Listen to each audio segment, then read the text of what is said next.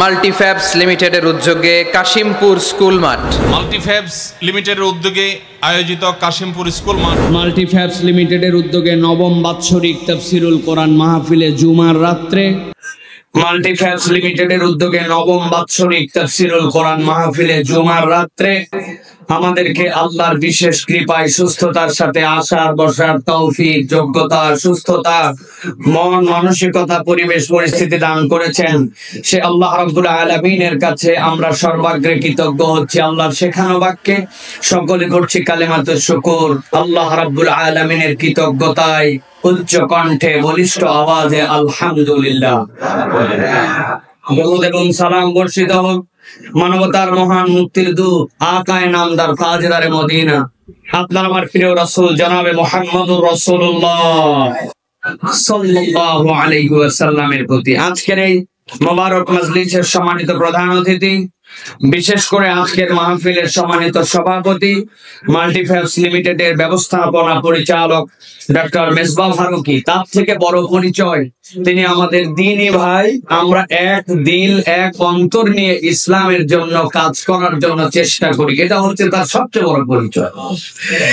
আজকে কথা বলেছেন আপনাদের মাঝে হাফেজ মাওলানা কারি আব্দুর রহিম আল মাদানী হাফিজাহুল্লাহ। কথা বলেছেন কিছুক্ষণ পূর্বে জামিয়া শরীফিয়া আরবিয়া লালবাগের সম্মানিত শেখুল হাদিস, অনর্গল যিনি মুখস্থ আল্লাহর নবীর হাদিস থেকে কথা বলার আল্লাহর নিয়ামত যার মধ্যে আল্লাহ দান করেছেন, আমাদের প্রিয় ভাই মুফতি আরিফ বিন হাবিব হাফিজাহুল্লাহ ওয়া রাহ। মঞ্চ উপবিষ্ট বিভিন্ন পর্যায়ের গণ্যমান্য ব্যক্তিবর্গ, আমার সামনে উপবিষ্ট সম্মানিত আমার মুরব্বিয়ানে কেরাম, আমার প্রিয় তরুণ এবং যুবকেরা, স্নেহের ছোটরা, আলাদা প্যান্ডেল থেকে শুনছেন মা এবং বোনেরা, সকলকে একবার সালাম দিয়েছি। আরো একবার আপনাদের কাছে দোয়া পাওয়া এবং করার আশায় সালাম নিবেদন করি। আসসালামু আলাইকুম ওয়া রাহমাতুল্লাহ। ঘড়িতে কত বাজে? 10:30 না ভাই? হিসাবে আমাদের 10:30টায় মাহফিল শেষ হয়ে যাওয়ার কথা, কিন্তু আপনাদের যানজট, বিভিন্ন ধরনের পরিস্থিতির কারণে মাহফিলটা একটু দীর্ঘ হয়েছে। আমি দীর্ঘ সময় আপনাদের কাছে কথা বলবো না, নির্ধারিত প্রসঙ্গে নির্ধারিত বিষয়ে সংক্ষিপ্ত কিছু কথা আপনাদের কাছে রাখার জন্য চেষ্টা করব। আল্লাহ রাব্বুল আলামিন যেন এই কথাগুলি আমাদের দুনিয়া আখিরাতে নাজাতের ওসিলা হিসাবে এবং আমলের জিন্দেগিতে গঠন করার মতো মন মানসিকতা নিয়ে আমাদেরকে বাড়িতে যাওয়ার তৌফিক দেন, বলেন আল্লাহুম্মা আমিন। আচ্ছা বলেন তো, সেই মাহফিলের কথা মনে আছে?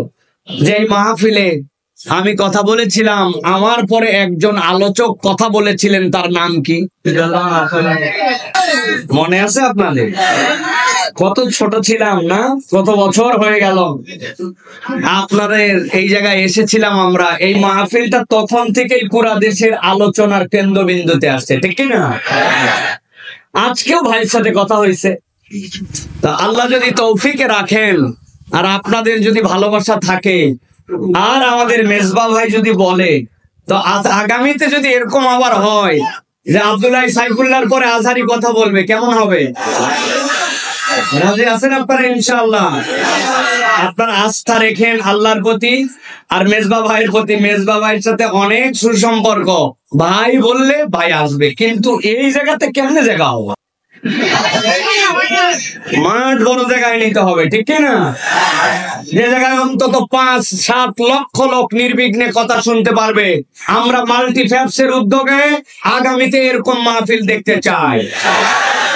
আর এত বড় আয়োজন ভাই লাগছে সন্ধ্যার সময়, শেষ 11টায়, মন ভরে। মাল্টিফ্যাবস যদি একদিনের আয়োজন করে তাহলে বাংলাদেশে মাহফিল না হওয়া ভালো, মিনিমাম 3 দিন লাগবে, ঠিক না? এত বাগান সাজায়া মেজবা ভাই মাগরিবের আগে উদ্বোধন করছে, 10টায় শেষ, প্যান্ডেল আরো মন খারাপ, ঠিক না ভাই? এই জন্য আমরা ইনশাআল্লাহ আগামীতে কোরআনের কথা শোনার জন্য বড় করে সুন্দর করে চমৎকার পরিবেশের আয়োজন যেন আল্লাহ করার তৌফিক দেন, সকলে দিল থেকে বলেন আল্লাহুম্মা আমিন। অনেকেই বলে কোরআনুল কারীম শুনে লাভ আছে না নাই? বুঝে বলেন। এই যে লাভ আছে বলছেন আপনারা, অনেক লোকজনের মন্তব্য ছিল যে কোরআনের মাহফিল শুনে আসলে মনে হয় তেমন লাভ নাই। আমি দুইটা কথা কেবল কোট করতে চাই। শেরে বাংলা একে ফজলুল হক, চিনতেন ওনাকে? শেরে বাংলা একে ফজলুল হক এই বাংলাদেশের একজন অনন্য ব্যক্তি ছিলেন, খুব পার্সোনালিটিওয়ালা ব্যক্তি ছিলেন। উনি একমাত্র ব্যক্তি যিনি চাইছিলেন দুই বাংলাকে এক রাখার জন্য। এই দুই বাংলা এক থাক, কিন্তু হোসেন শহীদ সোহরাওয়ার্দীর সাথে এই নেতার আলাদা মতদ্বৈততাও ছিল। কিন্তু যখন দেখেছেন ওই পারের দাদাবাবুদের ভক্কর চক্কর মতাদর্শ ভালো না, তখন তিনি নিজের এই অহমিকাকে বিসর্জন দিয়ে আমাদের এই বাংলাদেশকে স্বাধীন করার জন্য আলাদা করে তিনি তখন চেয়েছিলেন। সেটা 1947-এর ঘটনা। মূল কথা সেইটা নয়, মূল কথা তার একটা বক্তব্য আছে। তিনি বলেছিলেন, আমি বাংলাদেশের পক্ষ নিয়ে যখন চলবো, তখন তোমরা যদি দেখো যে ওই পারের দাদা বাবুরা আমার কোন কাজের সমালোচনা করে, বিরোধিতা করে, তাহলে বুঝবে আমার চলার রাস্তা ঠিক আছে। আর যদি আমারে তেল দেয়, তাহলে বুঝবে আমার চলা বলার মধ্যে কোনো ভুল আছে, ওদের পক্ষে কাজ হচ্ছে। আমি এই কথা আলোকে বলতে চাই, ইসলামের বিপক্ষে যারা, কোরআনকে সহ্য করে না যারা, আলেম ওলামাকে পছন্দ করে না যারা, তারা যখন মাহফিলের বিরুদ্ধে কথা বলবে, মাহফিল করলে তাদের গা জ্বলবে। আজহারির মাহফিলে লাখ লোক হলে তাদের অন্তরে জ্বলবে।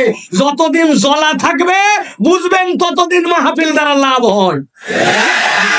আর যখন দেখবেন জ্বলা বন্ধ, তখন বুঝবেন মাহফিলে বোধহয় লাভ কমে গেছে। কথা পরিষ্কার? আর দুই নম্বর একটা জিনিস মনে রাখতে হবে ভাই, আল্লাহ রাব্বুল আমিন এই যে আমাদেরকে কোরআন দিলেন, এই কোরআনের মূল টার্গেট আপনার আমার চেতনা এবং আপনার আমার অন্তরে পরিবর্তন। মানুষের অন্তরে পরিবর্তন না হলে, চেতনায় পরিবর্তন না হলে, নৈতিকতায় পরিবর্তন না হলে প্রকৃত পরিবর্তন হয় না। কথা ঠিক না? আল্লাহ রাব্বুল আমিন কি বলছেন খেয়াল করেন।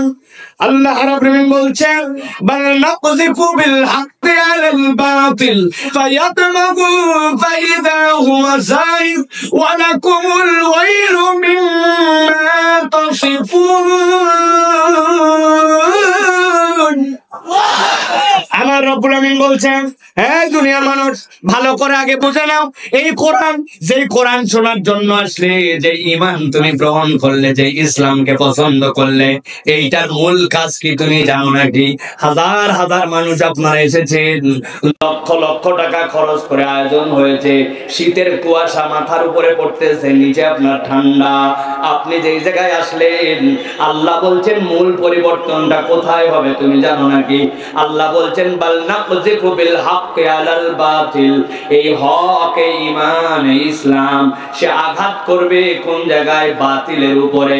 আল্লাহ রাব্বুল আমিন বলছেন, আল্লাহ মুসলমানদেরকে, কোরআন ওয়ালাদেরকে, ঈমানদারদেরকে পরাজিত করার জন্য আনেন নাই, এই ইসলাম তোমাদেরকে বিজয় দিবে। তবে বান্দা জেনে রাখো, এই পরিবর্তনটা কেমনে হবে জানো নাকি?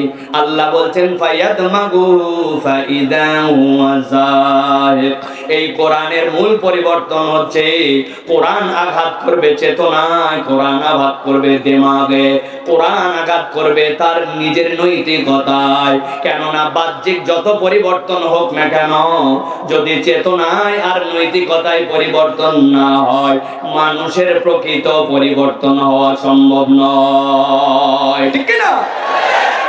দামগুন শব্দের অর্থ ব্রেন, দামগুন শব্দের অর্থ চেতনা। খুব সংক্ষেপ সময়ের আলোচনা, ঠান্ডা মাথায় কলিজাটা উজাড় করে দিয়ে বোঝার চেষ্টা করেন। আল্লাহ বললেন, ফায়াতমাগুহু ফাইদা হুয়া যাহিক, এমন আক্রমণ হবে যে বাতিলকে আল্লাহ নিশ্চিহ্ন করে দিবেন। আমি অনেক সময় উদাহরণ দিয়ে বলি, বুঝানোর জন্য বলি। ঠান্ডা মাথায় কথাটা সারা জীবনের জন্য মনে রাখবেন। আপনার এই কাশিমপুর এলাকায় দুই ছেলে গন্ডগোল লাগাইছে, মারামারি লাগাইছে, লাগানোর পরে একজন আরেকজনের হাতের মধ্যে স্ট্যাম্প দিয়ে বাড়ি মারছে। যেই না স্ট্যাম্প দিয়ে বাড়ি মারছে, ওর হাত ভেঙে গেছে, সাথে সাথে হাসপাতালে ভর্তি করছে। হাসপাতালে ভর্তি করার পরে প্লাস্টার করার পরে গলার মধ্যে ওইটা ঝুলাই দিয়েছে। ডাক্তার বলছে, আজকে অন্তত হাসপাতালে থেকে যান, আগামী কালকে আপনার যেতে হবে, কেননা একটা এক্সরে করে ঠিক মতো জোড়া লাগছে কিনা এটা দেখা লাগবে। রাত্রেবেলা ওই ছেলে গলার মধ্যে প্লাস্টার নিয়ে ঝুলানো, হঠাৎ করে ব্যথা এমন বেড়ে গেছে, কষ্টে অস্থির।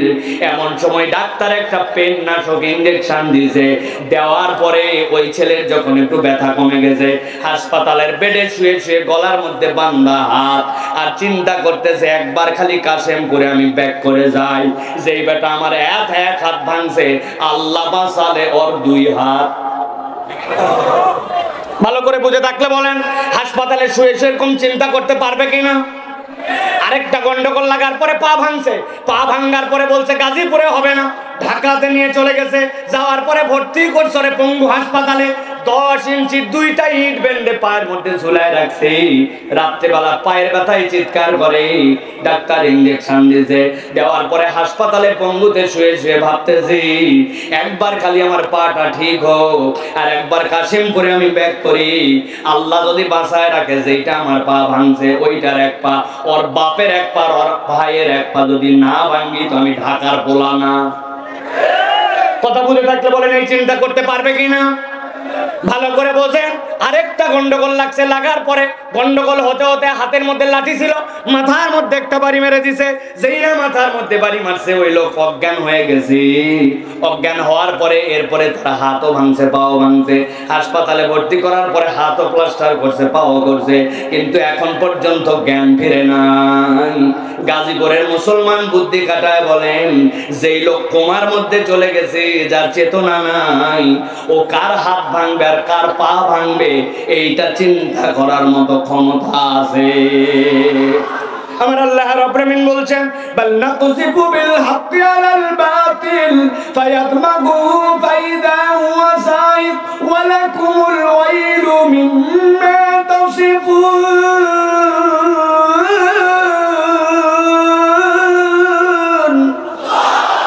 এই দুনিয়ার মানুষ, কোরআনের পরিবর্তনের জায়গাটা কোথায়? তুমি উপরে উপরে ফাপড় মারো, দুর্নীতিকে না বলুন, অমুককে না বলুন, কাজ হবে না। আল্লাহ বলছেন বাল নাকযিবু বিল হাক্কি আলাল বাতিল, এই কোরআন তো আঘাত করবে ওই জায়গাতে, তার চেতনাকে পরিবর্তন করে দিবে। একবার যদি মানুষের চেতনার মোরালিটির জায়গায় পরিবর্তন হয়, ওই পরিবর্তন দিয়ে দেশ পরিবর্তন করা সম্ভব। নচেত কেবল সোনার বাংলা ডায়লগ দিব, সোনার বাংলা পরিবর্তন হবে না, দিন দিন চোরগুলা ডাকাত হবে। ঠিক না? আমাদের অনেকেই দেখবেন পেপার পত্রিকায় দেখবেন বিগত 17 বছরের মধ্যে যারা যারা লিখবে, খবর রাখবেন আপনারা, যদি কেউ লেখে সাবেক অমুক সাবেক তমুক, আপনি একটা বিষয় নিশ্চিত থাকবেন, ও সাবেক চোর, সাবেক ডাকাত। ঠিক না? বাকিগুলা সবগুলা আর বেশি কথা বললাম না। এখন বুঝতে হবে আমি যেই পরিবর্তনটা চাই, হই হই করে হবে না। পরিবর্তন যদি করতে হয় আল্লাহর ভাষায় কোরআন দিয়া পরিবর্তন করা লাগবে। ঠিক না? নাকযিবু বিল হক, এই হকের তাফসীর করছেন ঈমান, ইসলাম, এই হকের তাফসীর হচ্ছে কোরআন।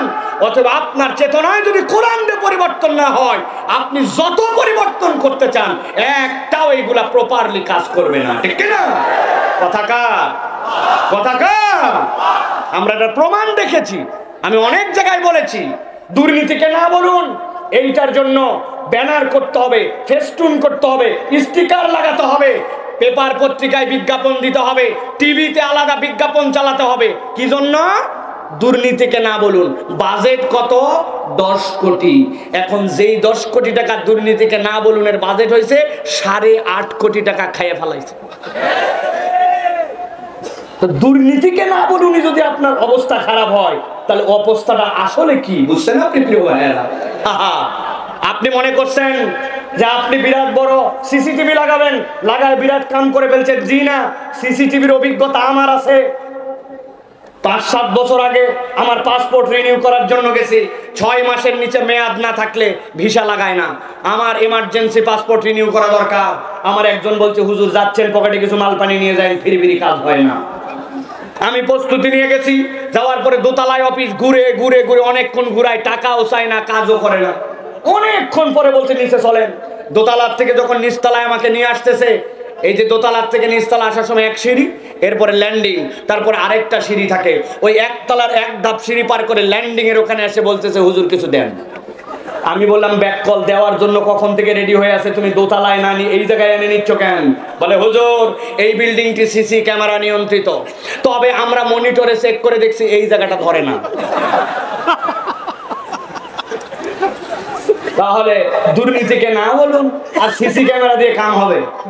চেতনায় পরিবর্তন আসতে হবে। যখন আপনার চেতনায় পরিবর্তন আসবে তখন এই দেশ পরিবর্তন সম্ভব, ঠিক না?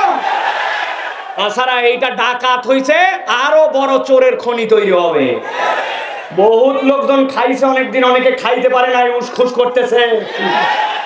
ডায়লগ বেশি মারেন না, আমরা ভাইসে আসি নাই, এই দেশেই জন্ম আমার।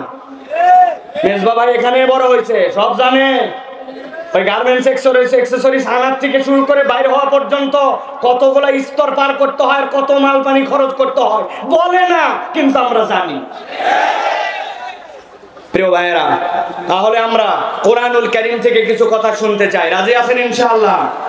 বেশিক্ষণ না, যে কয় আয়াত, এই কয় আয়াত বলতে হলে আমি যা পড়ালেখা করছি বিকাল থেকে, এই পড়ালেখারটুকু বলতে হলে আমার 3-4 ঘন্টা লাগবে। আমি বিকাল 4টা থেকে পড়ালেখা শুরু করছি, আগের দিনও পড়ছি, নোট করছি, এরকম না যে আমার অসীম জ্ঞান। এই জন্য আমি যেখানেই যাই অন স্ক্রিপ্টেড কথা বলার জন্য চেষ্টা করি। তা আমার যা পড়ছি তাতেই তো দেখছি সুবহানাল্লাহ মিনিমাম 4 ঘন্টা লাগে। তাই আমার তো এত সম্ভব না, 30 থেকে 40 মিনিট আমরা একটু কথা শুনবো। রাজি আছি ইনশাআল্লাহ? মুরব্বীরা না থাকলেও চলবে, আপনারা জানেন আমার বয়স এখনো 40 হয় নাই। অতএব 40-এর নিচে যারা আমার শ্রোতা তারা, দেখি কারা শক্ত করে হাতটা টান করেন। আছেন আপনারা? মুরব্বীরা কি আমাদের সাথে যোগ দিতে চান? তাহলে হাত দুটো টান করে শক্ত করেন। করছে সবাই? এবার ডানে বামে তাকায় দেখেন কারা কারা উঠাতে পারে নাই। দেখছেন আপনারা? শক্ত করেন, শক্ত শক্ত। ওই যে পিছনে সাদা জামা, ওই দাঁড়ায় আসু চাচা উঠায় না। হাত সোজা করছেন, গলাটা পরিষ্কার দেন। হয় নাই, ভালো করে। হ্যাঁ, এবার শার্ট করে আবার নামায় একসাথে হাত তুলবেন সবাই। হাত সোজা হয় না, একসাথে রেডি। তোলেন, হাত তোলেন। হ্যাঁ, আরেকবার চান্স দিব হাত সোজা করার জন্য, দেখি আরেকবার। সবাই একসাথে উঠাবেন, হাত সোজা করেন। হ্যাঁ, করছেন সবাই? ওই কালো শার্ট, কি খবর ভাই? মাফলার, ওই যে হ্যাঁ কেবল তুলছেন, দেখছেন? এই চোখ অপারেশন হয়েছে, আল্লাহ রাব্বুল আমিন এখনো দৃষ্টি ভালো রাখছে। হাত সোজা করছেন সবাই, টান টান করে। গলা পরিষ্কার হয়েছে। এবার হাতটা বুক বরাবর নেন, এই বরাবর। এবার আমরা আকাশ বাতাস মুখরিত করে আলোচনার শুরুতে একটা আল্লাহর নাম উচ্চ কণ্ঠে আওয়াজ করে শোনাতে চাই। রাজি আছেন আপনারা? যারা রাজি আছেন তারা সকলে বলেন আল্লাহুম্মা আমিন। আর যারা রাজি নাই তারা বলেন আল্লাহুম্মা আমিন। ও আছে কিছু লোক, না কিছু লোক থাকে ভাই, সারা দেশ দেখছি আমি। আপনি যত পাম্পট্টি দেন, আপনি বলবেন লিল্লাহি তাকবীর, উনি বলবে আল্লাহ ব্যাটারি নাই। এই টাইপের লোক সব জায়গায় আছে ভাই। এদের অন্তরের মধ্যে যে কি হয়েছে কেবল আল্লাহই জানে। এখন একটু হিম্মত করে তাকবীর দিতে পারবেন ইনশাআল্লাহ? হাত বুক বরাবর আছে। আমি যখন লিল্লাহি তাকবীর বলবো তখন হাত দুটো উপর দিকে ছুঁড়ে দিতে হবে। পারবেন ইনশাআল্লাহ? রেডি সবাই? দেখে একটু তাকবীর দেন। লিল্লাহি তাকবীর, আল্লাহু আকবার, লিল্লাহি তাকবীর, আল্লাহু আকবার। আল কোরআনের আলো, ঘরে ঘরে জ্বালো, আল হাদিসের আলো, ঘরে ঘরে জ্বালো। তোমার নেতা আমার নেতা বিশ্বনবী মুস্তাফা, তোমার নেতা আমার নেতা বিশ্বনবী মুস্তাফা। আলেম ওলামা যেখানে, আমরা আছি সেখানে। লিল্লাহি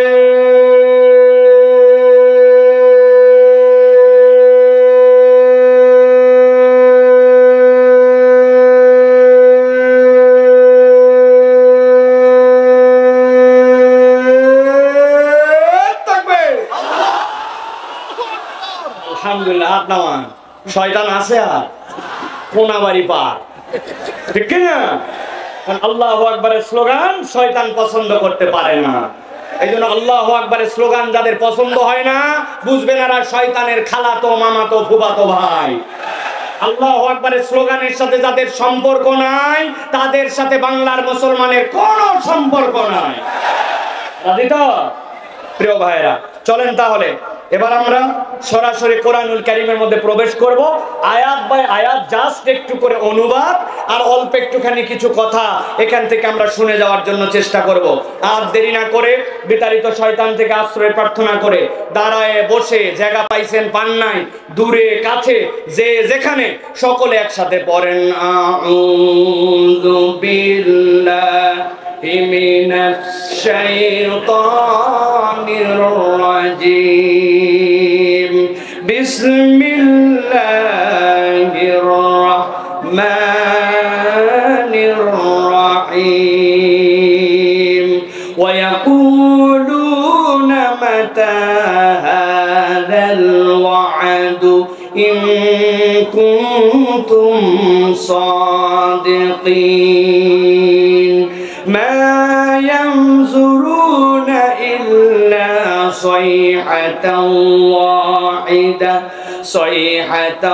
ওয়াহিদাতান তাখুযুহুম ওয়া হুম ইয়াখিসসিমুন।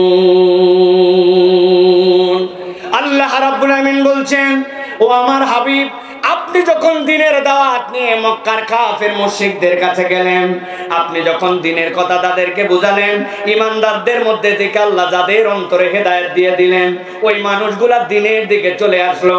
কিন্তু যাদের অন্তর বক্র, যাদের হৃদয়ের মধ্যে আল্লাহ আলো দেন নাই, ওই মানুষগুলা নানান ধরনের বিভ্রান্তিকর প্রশ্ন আপনার কাছে করতে শুরু করলো। এর মধ্যে একটা প্রশ্ন তাদের ছিল, আপনি বারবার বলেন পরকাল আছে, সেই জায়গায় যাওয়ার পরে হিসাব নিকাশ হবে, পরকাল নামক একটা দিবসে সকলকে উঠতে হবে, আল্লাহর সামনে মুখোমুখি হতে হবে। আল্লাহর নবী এমনি এমনি এটা বলেন নাই, আল্লাহর নবী সাল্লাল্লাহু আলাইহি ওয়াসাল্লাম বুঝে সুঝে আল্লাহর পক্ষ থেকে এটা বলেছিলেন।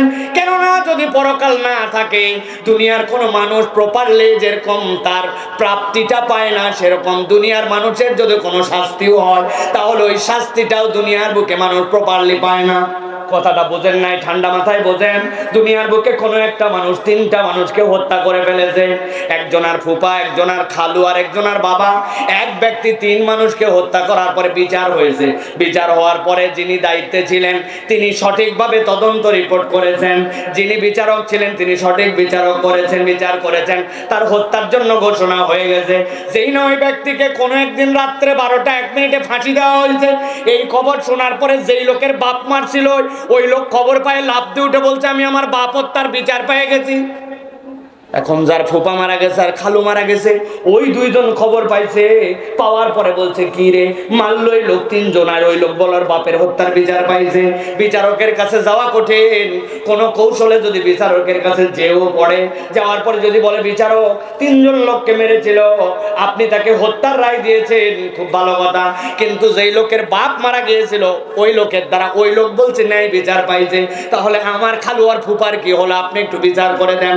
ঠান্ডা মাথায় বুঝে থাকলে বলেন তো, দুনিয়ার কোন মানুষকে একবার যদি ফাঁসি দেওয়া হয়, ওই ফাঁসি দেওয়ার পরে দুনিয়ার কোন আদালত বা দুনিয়ার কারো ক্ষমতা আছে নাকি দ্বিতীয়বার ওই ব্যক্তিকে জীবন দিয়ে তার বিচার করা? ভালো করে এই জন্য বোঝেন, দুনিয়ায় আপনার প্রাপ্তি হোক অথবা শাস্তি হোক, প্রপারলি কখনো বিচার হয় না। এই জন্য কিয়ামত বা পরকাল এইটা আপনার আমার জীবনের অন্যতম অনুষঙ্গ। এই দিবস আছে, আমরা ঈমান আনি, কিন্তু আল্লাহর নবীর কাছে এসে একজন বলল, একদল লোক বলতে শুরু করলো মা ইয়ানজুরুন, আল্লাহ রাব্বুল আলামিনের কাছে জিজ্ঞাসা করতেছে নবীর মাধ্যমে, ওয়া ইয়াকুলুনা মাতা হাযাল ওয়াদু ইন কুনতুম সাদিকিন, সত্যই যদি কিয়ামত হয়ে থাকে কখন সেইটা বলেন, টাইম কখন? অনেকদিন ধরে বলতেছেন কিয়ামত হবে, কিয়ামত হবে, পরকাল নামক একটা দিবস হবে, ওই দিবসটা কখন? নবীজি সাল্লাল্লাহু আলাইহি ওয়াসাল্লামের কাছে যখন এই জিজ্ঞাসা করা হলো, হাদিস আমাদেরকে বলতেছে আল্লাহ নবী সাল্লাল্লাহু আলাইহি সাল্লামের কাছে এসে ঈমানদারদের মধ্যে থেকে কত সাহাবায়ে কেরাম এরকম প্রশ্ন করেছিলেন। এক সাহাবী এসে বললেন, হাদিসের মধ্যে আছে আন্না রাজুলান সালান নবী সাল্লাল্লাহু আলাইহি ওয়াসাল্লাম, আর একজন ব্যক্তি এসে নবীজিকে জিজ্ঞাসা করলো মাতা সাআ ইয়া রাসূলুল্লাহ, ইয়া হাবিবাল্লাহ, কিয়ামত কখন অনুষ্ঠিত হবে? নবীজি সাল্লাল্লাহু আলাইহি সাল্লাম বললেন, ক্বালা মা আ'দাত্তা লাহা, তুমি যে কিয়ামত কখন হবে জিজ্ঞাসা করছো, এই বেটা কিয়ামতের জন্য কি প্রস্তুতি নিয়েছো তুমি? লোকটা দমে গেল, দমে যে বলতেছে ক্বালা মা আদাতু লাহা মিন কাসীরি সালাতিন ওয়ালা সাওমিন ওয়ালা সাদাকাতিন ইয়া রাসূলুল্লাহ। অনেক নামাজ, অনেক রোজা অথবা অনেক সাদাকা আমার আমলনামায় নাই, এইরকম কোন প্রস্তুতি নিতে পারি নাই। তাইলে যে জিজ্ঞাসা করতেছ কখন কিয়ামত, তাইলে তোমার প্রস্তুতি কি? লোকটা লাফ দিয়ে উঠে বলল ওয়ালাকিন্নী উহিব্বুল্লাহ ওয়া রাসূলাহু, আমার সালাম বড় সংক্ষেপ, কিন্তু ইয়া রাসূলুল্লাহ আমি আল্লাহ এবং আল্লাহ রাসূলকে ভালোবাসি। যেই না ওই লোক এই কথা বলেছে, আল্লাহ নবী বললেন ক্বালা আনতা মা মান আহবাবতা। ও আমার সাহাবী, চিন্তা করো না, তুমি যাকে ভালোবাসো কিয়ামত তোমার তার সাথেই হবে। সুবহানাল্লাহ। এখন আপনার আমার হাসর নাসর যদি আল্লাহ নবীর সাথে হয়, আপনার আমার তো চিন্তা থাকার কথা নয়, কেননা নবীজি সাল্লাল্লাহু আলাইহি ওয়াসাল্লামকে আমরা ভালোবাসি।